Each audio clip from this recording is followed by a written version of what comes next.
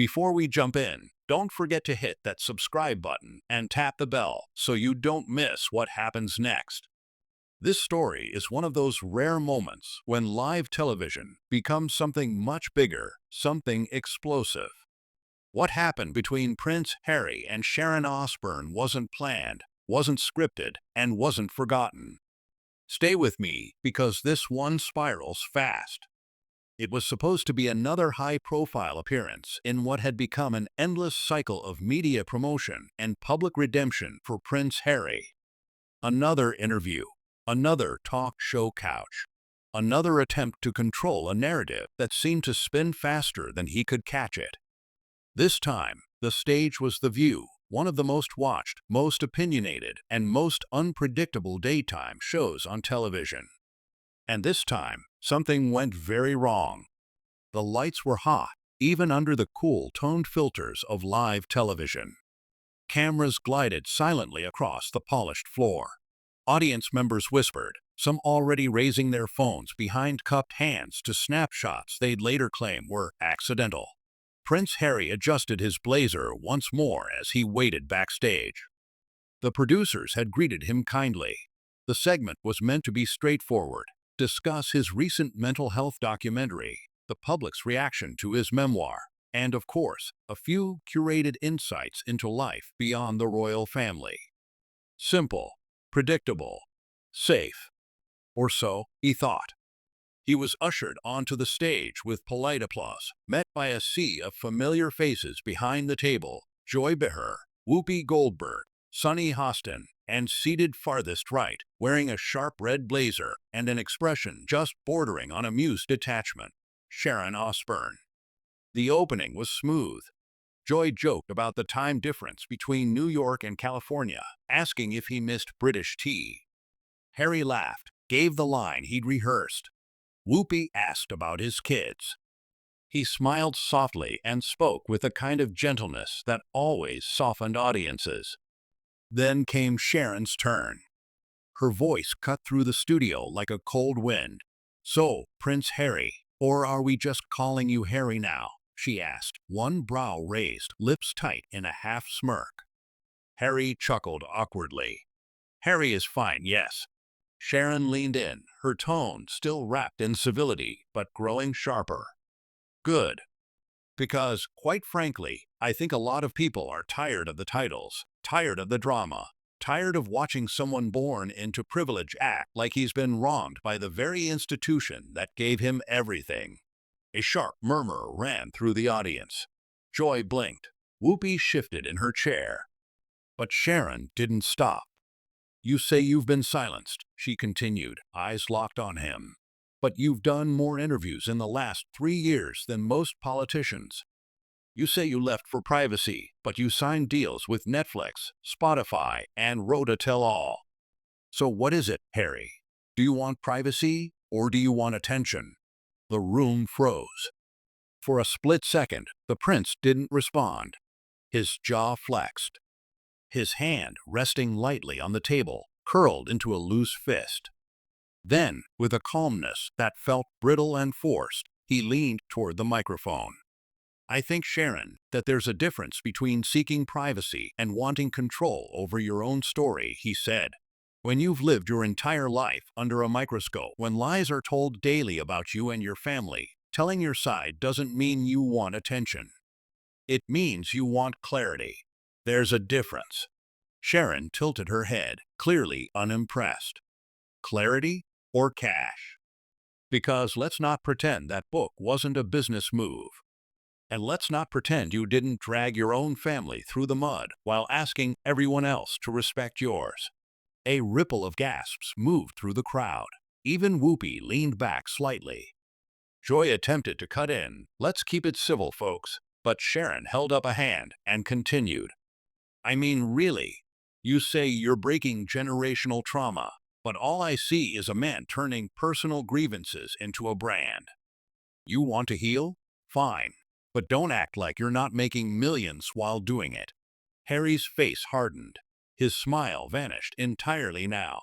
"With respect, Sharon," he said, "you don't know me. You don't know the pain my wife went through. You don't know what it's like to lose a mother to a press machine and then watch it happen again in slow motion to the woman you love. I didn't ask for this platform. It was forced on me. I'm just choosing to use it. Then use it wisely, Sharon snapped. Because right now, it just looks like exploitation. And people are starting to notice. The audience was no longer whispering. Some had their mouths open. Others had their phones out. Producers backstage stared at each other in disbelief. There had been no warning this was coming. No approved questions that hinted at this kind of heat. But Sharon Osbourne, ever unfiltered, ever unbothered, had decided this interview wouldn't go according to plan. Harry looked down at his hands for a moment.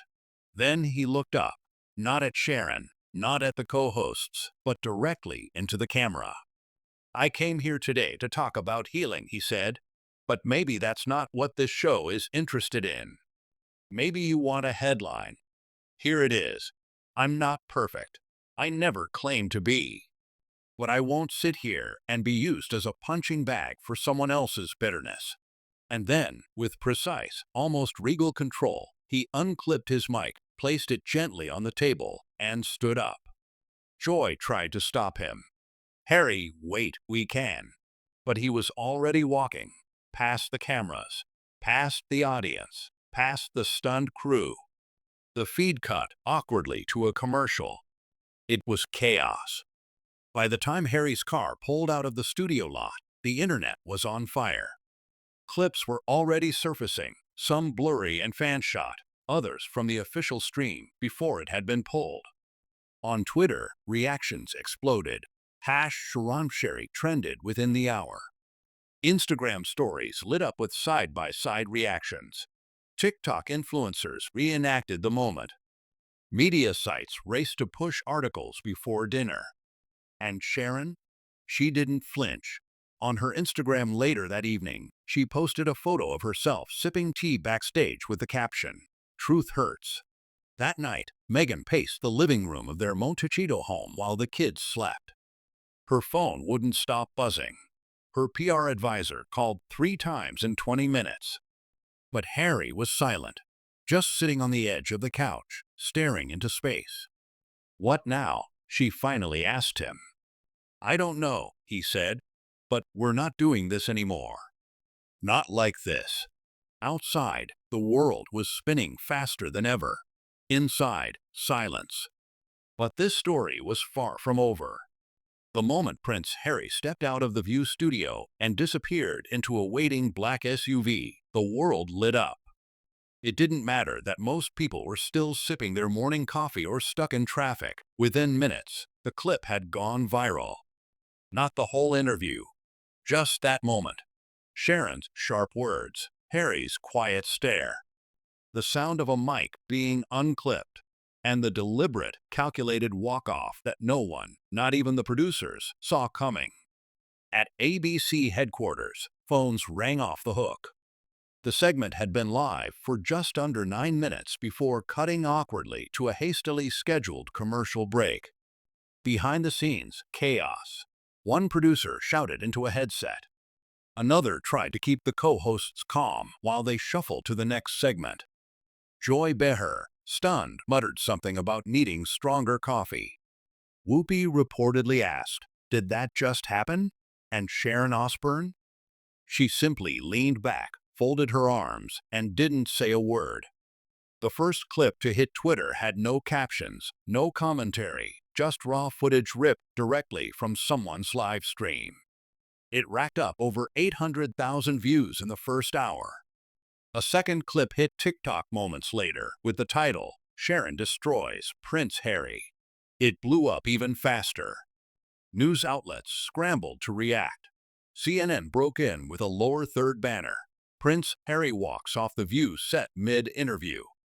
TMZ called it a royal meltdown. Fox News labeled it the most honest interview in daytime TV history.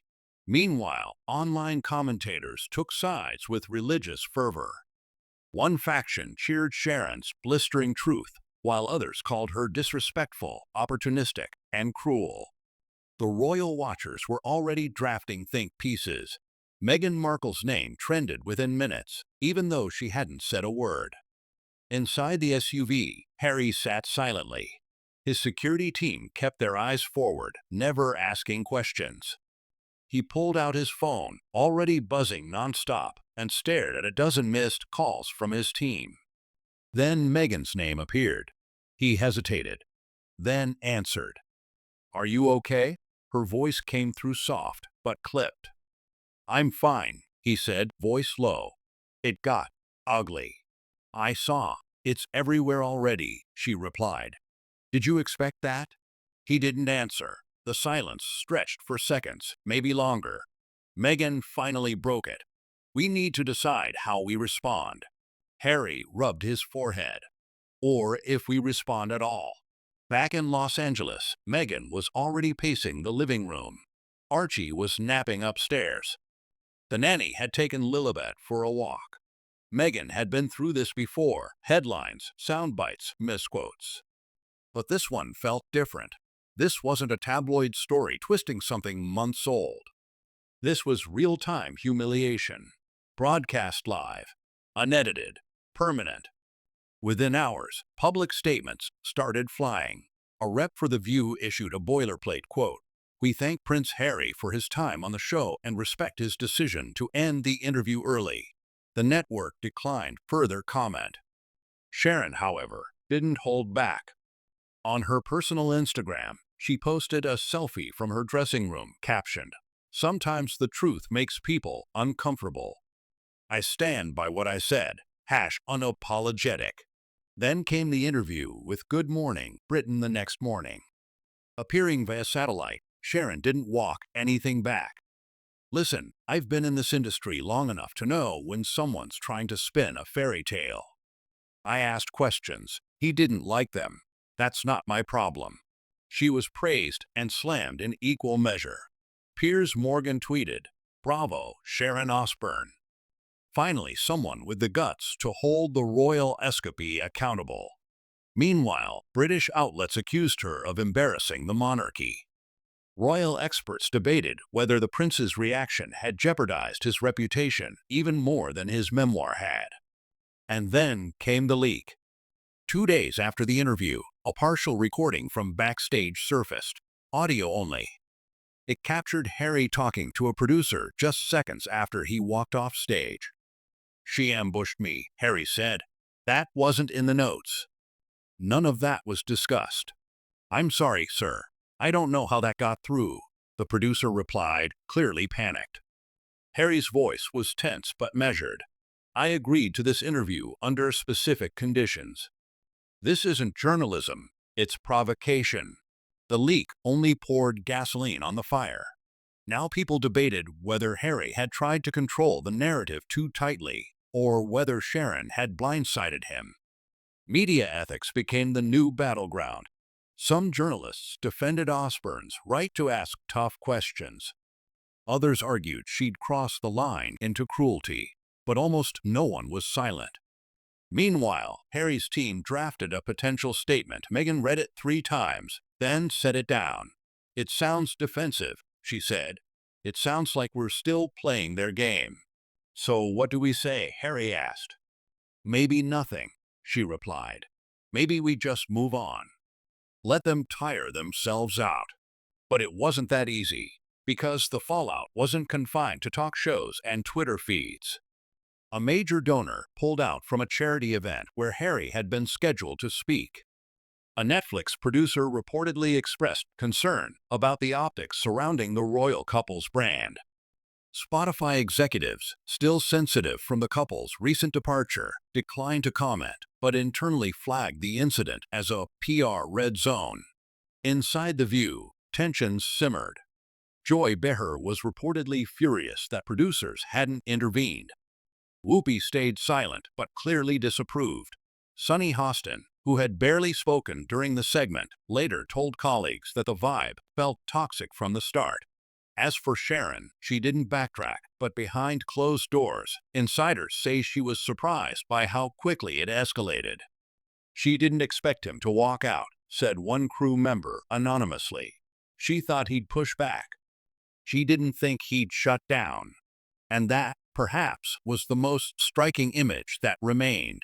Not the clash, not the words, but the expression on Harry's face, calm, wounded, tired.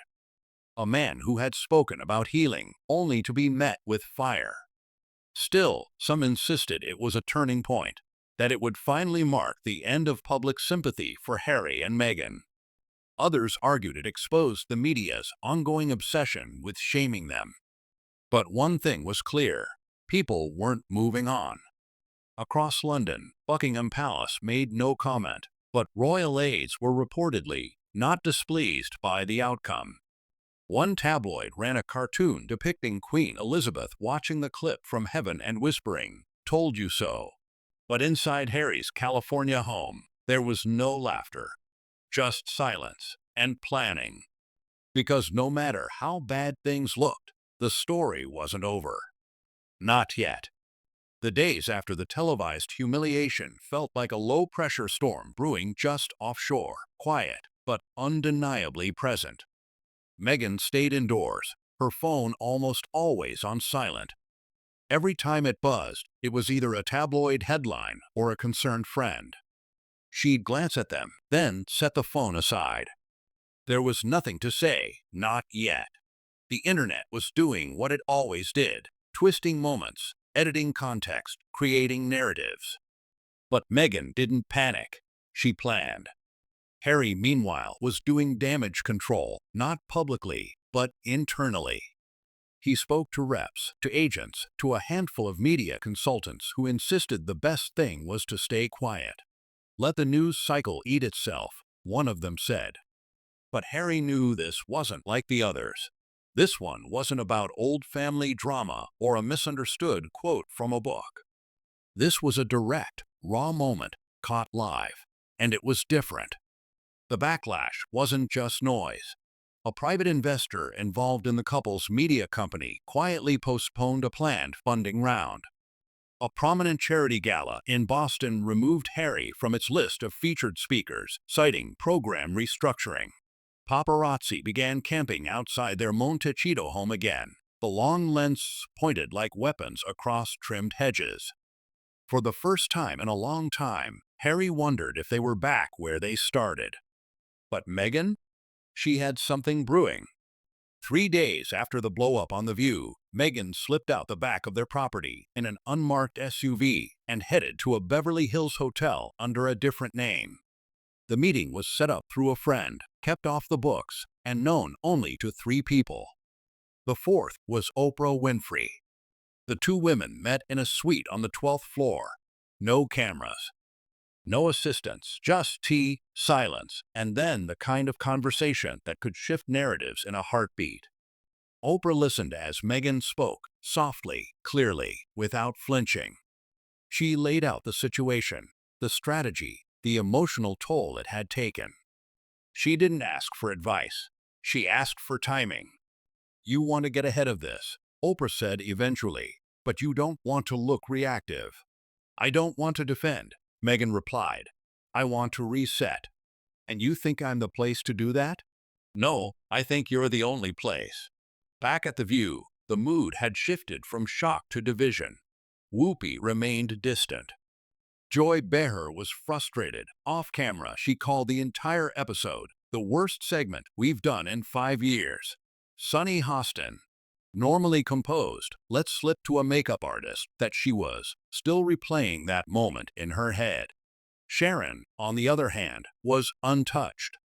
She returned 2 days later for a makeup-free interview with a podcast hosted by a former Fox anchor. She doubled down. "Listen," she said, her voice calm. "I didn't attack him. I asked him questions. That's the job. If he didn't like the questions, that's on him." "But don't you think?" the host began. "No," Sharon interrupted. "I don't think we should baby people because they're royals or former royals. He came to a talk show. We talked. That's it." But it wasn't just it. A leaked email from a producer at The View surfaced online the next day. Anonymous, but verified. It read, "Sharon went off script. We all know it. Legal's going to have a field day if Harry's team comes after us." That leak ignited a second wave. Now it wasn't just about Harry being humiliated, it was about whether the whole segment had been a setup. Headlines changed. Did The View betray Harry? Became the trending question. Commentators who had sided with Sharon began to hesitate, not because they changed their minds, but because the story had grown fangs. Behind closed doors, Harry wasn't angry. He was tired. Meghan watched him during dinner one night, noticing how he barely touched his food. "We don't have to do this anymore," she said quietly. "What do you mean?" he asked. "This, interviews, TV, public appearances. Maybe it's time to step away, for real this time." Harry didn't answer immediately. He just stared at the glass in his hand. He knew she meant it, not in frustration, not in anger, but in exhaustion. And still, the machine moved. The BBC requested a comment. CNN requested an appearance. Gayle King texted Meghan a simple, "You okay?" Her message went unanswered. Everyone wanted a piece, and every time they said no, the silence got louder. Then came the Netflix call. The couple's documentary deal had always been both blessing and burden. Millions in funding, but also an invisible pressure to produce. Their rep took the meeting on their behalf. It was polite but clear. The studio wanted to reframe their next release, less introspection, more public engagement. In other words, stop being victims, start being participants. Meghan read the report and said, "We're not changing our tone because of one woman's ego." But Harry, quietly, saw the writing on the wall. Then came the surprise: Trevor Noah. He reached out privately, said he'd seen what happened, said he thought Harry deserved to tell his side without ambush, said his offer came with no strings, just a chair, a camera, and time to talk. It was tempting. Too tempting. Meghan was cautious. "It's another talk show." "It's different," Harry said. "He listens." The debate went on for a full day. In the end, they agreed. Not to do the show, but to meet with Trevor privately. No cameras, no promises. That meeting would change everything. But before it could even happen, The View dropped one last surprise. A Friday teaser, short, cryptic, devastating. B-roll footage. Sharon walking off stage. A hot mic still rolling. Her voice unmistakable. "I told him he'd walk if I pushed that button. Guess I was right." Cut to black. The internet melted. And Prince Harry, watching it alone on a quiet evening, just sat still, his face blank, eyes steady. It wasn't over. Not even close. The clip had gone viral before Harry even heard it in full. That hot mic moment, Sharon Osbourne, offstage, confident, smug, and utterly self-assured, had been shared across platforms, dissected by journalists, and memed to exhaustion. There was no misunderstanding it. "I told him he'd walk if I pushed that button." 8 words. 8 perfectly damning words that transformed everything. Suddenly, Harry wasn't overreacting. He was provoked. Set up. Some began calling it an ambush. Others called it entertainment. But even Sharon's most loyal defenders couldn't spin it. The producers were scrambling.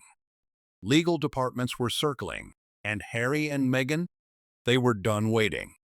The couple's Montecito home became a war room. Not in volume. There were no screaming matches, no panic.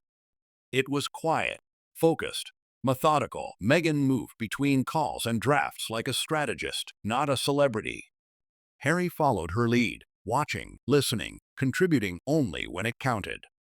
Their team, freshly reinforced with crisis management veterans, presented a series of options. Go on the offensive, file suit, drop their own footage, or do something else. "Why not talk?" Harry said suddenly, one afternoon, breaking a long pause in the conversation. Everyone looked at him. "I mean, actually talk. Not defend, not explain. Just talk. Like people." Meghan studied him. With who? Harry leaned back. Trevor. The meeting was set for the following Thursday. No announcement. No media.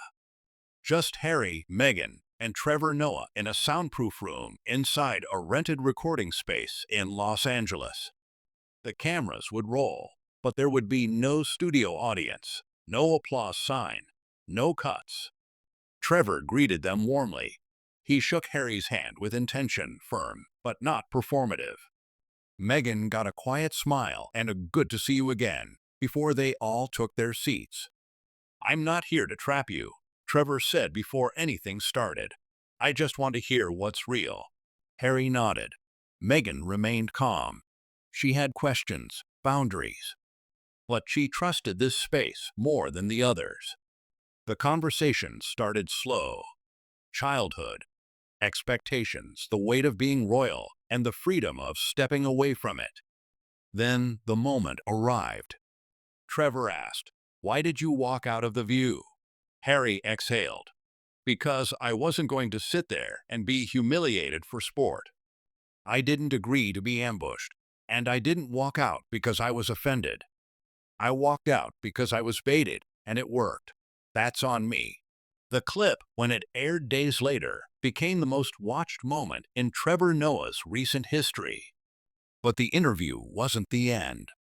The day after it aired, Sharon Osbourne appeared on Piers Morgan Uncensored.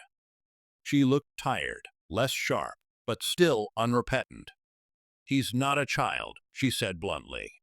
"If he's going to write books dragging his family through the mud, then sit on talk shows pretending to be some misunderstood saint, he should be ready for pushback." I gave him that. He ran. But the hot mic, Piers began. Sharon held up a hand. "I regret that it was heard, not that I said it." Social media exploded. Now it wasn't just about who was right or wrong. It was about who had changed and who hadn't. Privately, ABC released a carefully worded statement that stopped short of admitting fault. The View's production team began undergoing an internal audit. And Sharon? She wasn't fired, but she wasn't renewed for the next cycle either. The final twist didn't come on TV, or through a leak, or from a viral video. It came through a handwritten letter. Meghan received it one morning, slipped through their front gate by a courier wearing no badge. The envelope was thick, unbranded.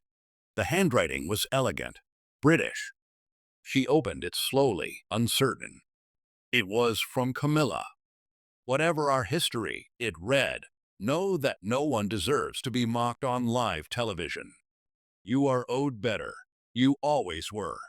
Meghan showed it to Harry. He read it in silence, then folded it neatly and set it on the table. That night, the couple sat on their back patio. No phones, no cameras. Just wine, soft music, and a small flickering candle between them. "Do you think it'll stop?" Harry asked. Meghan shrugged. "Not entirely, but maybe. It changes." They toasted, not to victory, but to survival. Because sometimes, that's enough.